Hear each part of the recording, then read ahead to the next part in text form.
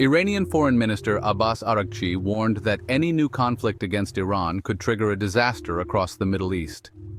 He made this statement during a meeting with Iran's Parliamentary Committee on National Security and Foreign Policy, amid sensitive talks between Tehran and Washington over Iran's nuclear program.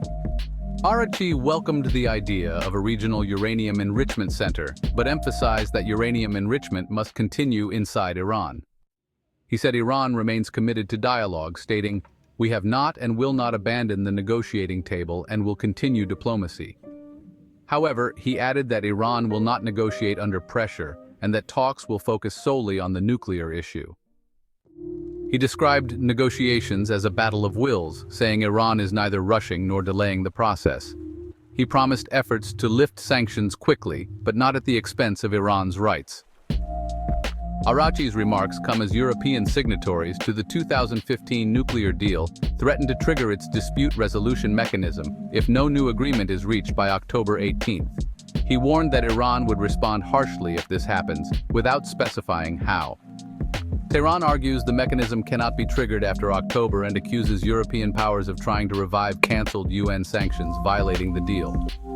Meanwhile, Iranian Foreign Ministry spokesperson Esmail Baghai denied reports of a sixth round of indirect talks with the U.S. The fifth round took place in Rome on Friday between Araghchi and U.S. envoy Steve Witkoff. Omani Foreign Minister Badr al-Busaidi, who is mediating the talks, said some progress was made but no resolution.